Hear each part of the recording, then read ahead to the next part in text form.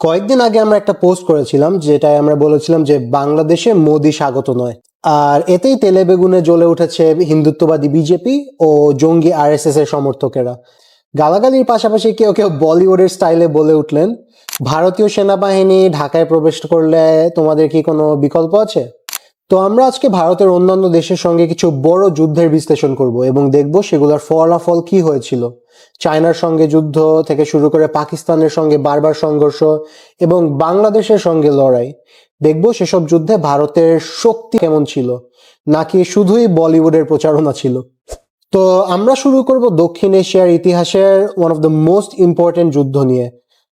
1962 সালের অক্টোবর থেকে নভেম্বরের মধ্যে হিমালয় সীমান্ত নিয়ে বিরোধের জেরে ভারত ও চায়নার মধ্যে সংঘর্ষ হয়। চায়না আকসাই চীন ও ম্যাকমেহান লাইন অতিক্রম করে বড় ধরনের সামরিক অভিযান চালায়। ভারতীয় সেনারা মারাত্মকভাবে পরাজিত হয়। প্রায় 1300-র মতো ভারতীয় সেনা নিহত, 1000 জনের মতো আহত এবং প্রায় 4000 জন বন্দী হয়। ভারত বেশ কিছু জায়গা হারায় এবং আকসাই চীন আজও চায়নার নিয়ন্ত্রণে রয়েছে। এটা এমন ছিল না যে ভারত অল্পের জন্য রক্ষা পাওয়া ঘটনা অথবা তারা জয়ী। এটা ছিল স্পষ্ট ভারতীয় পরাজয় এবং বড় ধরনের ভূখণ্ডগত ক্ষতি।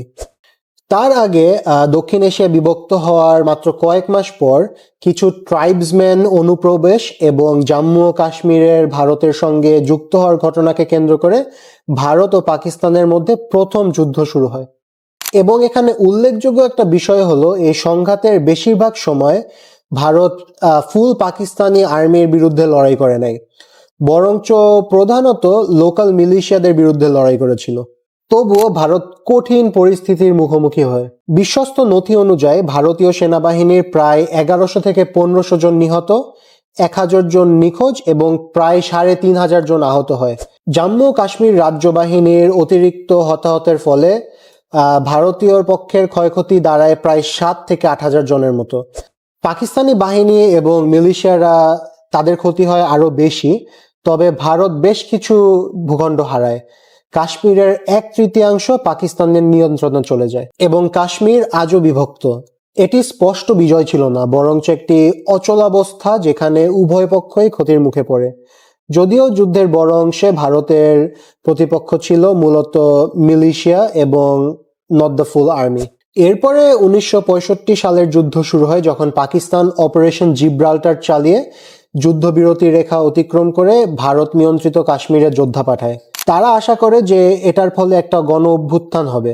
ভারত একটা ফুল সামরিক ফ্রন্টলাইন খুলে জবাব দেয় এবং দুই দেশ কাশ্মীর, পাঞ্জাব ও রাজস্থান জুড়ে বড় ধরনের একটা যুদ্ধে জড়িয়ে পড়ে। 17 দিনের এই যুদ্ধে কোনো দেশই নতুন কোনো জায়গা অর্জন করতে পারেনি, তবে ভারত 60টিরও বেশি যুদ্ধ বিমান হারায়, যেখানে পাকিস্তান হারায় মাত্র 20টা। এটা ভারতীয় বিমান বাহিনীর জন্য বড় একটা আঘাত ছিল। এরপরে 1999 সালে পাকিস্তান কার্গিলে উচ্চভূমির অবস্থানে অনুপ্রবেশ করে। ভারত কয়েক সপ্তাহ ধরে তা শনাক্ত করতে পারে নাই। এটা ছিল বড় ধরনের একটা গোয়েন্দা ব্যর্থতা। ভারতীয় সেনারা প্রায় 2 মাস যুদ্ধ করে এই পাহাড় চূড়াগুলা পুনর্দখল করে। এই যুদ্ধে 530 জনের বেশি ভারতীয় সৈন্য নিহত হন এবং হাজারো আহত হন। শেষ পর্যন্ত ভারত অবস্থানগুলো পুনরুদ্ধার করলেও তা হয় বিপুল মূল্য চুকিয়ে এবং আন্তর্জাতিক চাপের মুখে পাকিস্তান পিছু হটার পর। কৌশলগতভাবে এটি একটি জয় হলেও সামরিকভাবে এটি ছিল বড় ধরনের অস্বস্তিকর পরিস্থিতি, যা ভারতের নজরদারি ও প্রস্তুতির দুর্বলতা প্রকাশ করে। এরপর 2001 সালের এপ্রিলে ভারত তার অন্যতম বিব্রতকর একটা হারের মুখে পড়ে। চায়না বা পাকিস্তানের বিরুদ্ধে নয়, বরঞ্চ বাংলাদেশের বিরুদ্ধে। সংঘর্ষটা শুরু হয় যখন ভারতের বিএসএফ পাদুয়া গ্রামে প্রবেশ করে, যা বাংলাদেশের ভূখণ্ডের মধ্যে। মূলত বিএসএফ সেখানে নিয়ন্ত্রণ প্রতিষ্ঠা ও নতুন অবস্থান গড়ার চেষ্টা করছিল। বাংলাদেশ রাইফেল, যেটা বর্তমানে বিজেপি নামে পরিচিত, সঙ্গে সঙ্গে প্রতিক্রিয়া জানায়। তারা পাল্টা অভিযান চালিয়ে ভারতীয় বাহিনীকে ঘিরে ফেলে এবং বিএসএফ এর অবস্থান দখল করে নেয়। ফলে ভারতীয় সেনারা গুলির মুখে পিছু হটতে বাধ্য হয় এবং এই সংঘর্ষে ভারতের 16 জন সৈন্য নিহত হন এবং অনেকেই বাংলাদেশের ভেতরে আটকা পড়ে। অন্যদিকে বাংলাদেশ তার 3 জন বীর সৈন্যকে হারায় এবং যুদ্ধবিরতি চুক্তি না হওয়া পর্যন্ত বাংলাদেশ নিজের অবস্থান সফলভাবে ধরে রাখে। এটা একটা পূর্ণাঙ্গ যুদ্ধ ছিল না, তবে ভারতের জন্য এটা ছিল বিব্রতকর এক ঘটনা, যেখানে তারা যাকে দুর্বল প্রতিবেশী হিসাবে উপস্থাপন করে সেই বাংলাদেশ দেখিয়ে দেয় যে ভারতীয় সামরিক আধিপত্য নিশ্চিত নয়। এরপর 2020 সালে গালওয়ান উপত্যকায় ভারত ও চায়নার মধ্যে সংঘর্ষ হয়।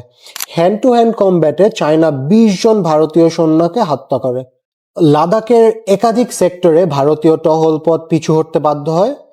চায়না এখন এমন কিছু এলাকা নিয়ন্ত্রণ করছে যেখানে আগে ভারত প্রবেশ অধিকার পেত।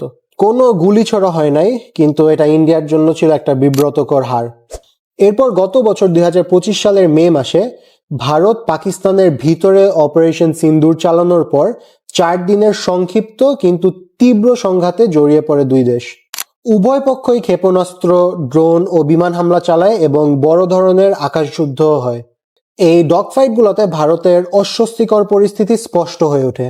পাকিস্তান দাবি করে তারা ভারতের একাধিক যুদ্ধ বিমান ভূপাতিত করেছে, যার মধ্যে উন্নত রাফায়েল মডেলও রয়েছে। ভারতের সামরিক নেতৃত্ব পরবর্তীতে বিমান ক্ষতির কথা স্বীকার করলেও বিস্তারিত দেয়নি। এই সবগুলো যুদ্ধ একসঙ্গে বিবেচনা করলে একটি বিষয় উপেক্ষা করা কঠিন হয়ে যায়। ভারত নিজেকে যে অপ্রতিরোধ্য শক্তি হিসাবে উপস্থাপন করে, বাস্তবতা একদমই তা নয়। যে আঞ্চলিক সামরিক পরাশক্তির দাবি তারা করে তা প্রশ্নবিদ্ধ। চায়না, পাকিস্তান, এমনকি দুর্বল প্রতিবেশী বাংলাদেশ, প্রতিটি ক্ষেত্রেই ভারত কখনো পিছু হটেছে, কখনো পরাজিত হয়েছে, অথবা অচল অবস্থায় পৌঁছেছে। সুতরাং পরের বার যখন কেউ ভারতীয় সামরিক অজয়তার বয়ান পুনরাবৃত্তি করবে, তথ্যগুলা মনে রাখবেন, পরাজয়গুলা মনে রাখবেন, এবং মনে রাখবেন বাস্তব যুদ্ধে বলিউড পাশে না থাকলে ভারত অনেকের ধারণার চেয়ে দুর্বল।